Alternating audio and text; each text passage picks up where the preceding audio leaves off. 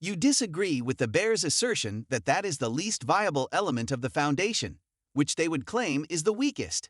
Please comfort us on that degree of focus. Perhaps the hyperscalers are only in the middle of an end-user story. Put another way, 95% of the hyperscalers, where Microsoft is, are enterprise. Going through Microsoft is the only person you will go through if you're a Microsoft shop and you're following this route. You will encounter other hyperscale players, such as Amazon or Google. Because it's not like it's Microsoft themselves as a customer, I believe that when you talk about concentration today, it's actually more about perception. After that, you have to descend to the thousands of businesses. Therefore, in my perspective, that doesn't really tell the tale. The end user is really the focus here. As all of this is happening, hyperscalers are effectively acting as a sort of middleman, funneling through the computing that they are buying from Nvidia. Everything is OK. In the event that Josh Brown, places an order through Microsoft, Microsoft routes it via Nvidia. Although the order was placed through Microsoft, it was actually placed through you and me. And Josh, one of the things that we see growing in demand from a component standpoint is everything. In fact, we'll be in Asia in a few weeks. Additionally, whenever I talk about bears, I usually remark that they can discover the AI revolution 10 stories up in an office building in Metro North Jersey or New York City. They moved the spreadsheets, and I believe a lot of people missed it there. Particularly because Apple has been lacking the consumer product. The iPhone 16 is now available. There are 300 million iPhones that haven't been updated in 4 years, and you have the consumer revolution. All of it is currently provided by Apple. Ultimately, OpenAI will be available.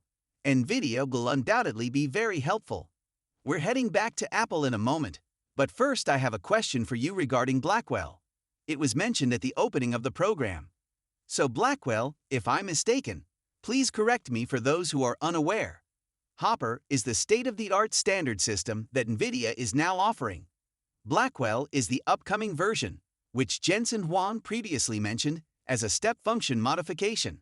He made it plain to the sell side during the call that Blackwell is not delayed because we're making changes to its functionality. Rather, it's delayed because a new mask is being made. One of the worries prior to the call was that Blackwell would not launch during the quarter where people had initially anticipated it. What does that entail for a non-engineering investor? In other words, they have essentially improved yield, and from a technological standpoint, they have actually gotten even more efficient in terms of production. All right, so the worry was along the lines of, oh, this is a delay. This could ruin the celebration. In actuality, you're only talking about a few months, and they've improved it via this process. They have increased its efficiency, and from a margin standpoint, profitability as they generate it. They said billions in the margin now, which is, in our estimation, tens of billions, and this is only the beginning of the next part of that tale. Thus, delaying Blackwell's shipments till Q4 does not significantly affect earnings forecasts or the demand side. It's merely a natural occurrence when a new technological wave is introduced. It doesn't always fall on a specific day of the calendar. Furthermore, they must never release anything prematurely, be it bugs or anything else. Since the foundation of all infrastructure is constructed upon this, they must ensure that it is truly golden. Then, that is refuted by the fact that they will indeed see some in the October quarter. Yes, and notice that I believe that as more people begin to conduct their own checks, they come to the realization that, well, the demand's not just Mag 7, which is why I believe we will sit here over the next few weeks and months and witness the stock's all-time highs. Actually, it's other businesses.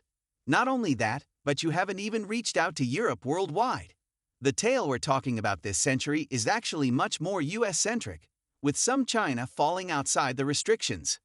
I have a question regarding the finances. In addition to the already approved $7.5 billion purchase, they announced a new $50 billion buyback.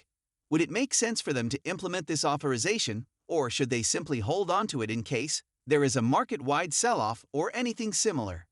The second portion of that query is, are these buybacks actually intended to reduce the float, or are they merely being utilized to sanitize share issuance and stock-based compensation? However, the truth is that Nvidia, OpenAI, and Microsoft actually produce the majority of the world's top AI engineers at the moment. Therefore, even though people could be concerned about options or other matters, such as the issue of new shares as compensation. They must retain the A developers since in the end, their success depends on them. However, there is a gradual buyback. In my opinion, they will immediately jump off Cook and Apple's website. They will actually put it into practice, and in the end, buybacks of $7.5 billion will be discussed rather than $50 billion. They simply need to make some use of the excess cash flow. It cannot simply be plugged back into the capex. All right, let's display this earnings chart. Thus, in Q2 2025, the quarterly earnings were 68 cents. Dan, these are the estimates of the consensus, not your estimates. However, we're at 74 cents for the upcoming quarter and 80 cents for the one after that. Do you think you're above this? Do you fall below this? Regarding consensus, where are you at? Look, we really do think more highly than just where the money is. In actuality, the run rate per quarter will be Q2 2025. Put differently, you will now begin to consider our years. By 2025 and 2026, a share will cost between $5 and $5.50.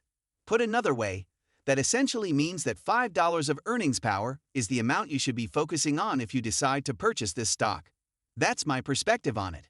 In addition, most investors in this name and others are looking at annual run rates and asking questions like, okay, when does Blackwell ramp? How do the actual numbers seem when this is done at scale? Additionally, I believe that $5 represents the out year from a whisper or buy-side standpoint. Because of this, a lot of these are mostly concerned with where they will go over the following 12 to 18 months. For this reason, we discussed Apple's WWDC. The shares were released at $190.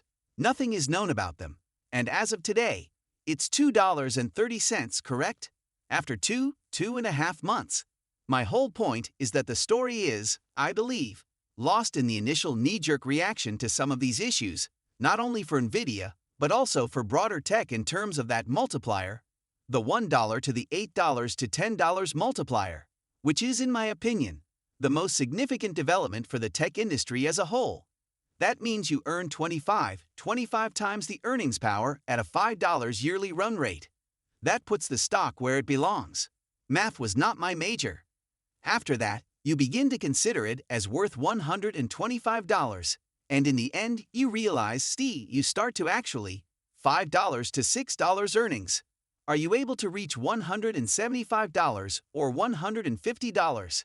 The argument made by the bulls to reach $150 or $175 is, in my opinion, essentially saying, okay, I'm looking at this the next 2 to 3 years.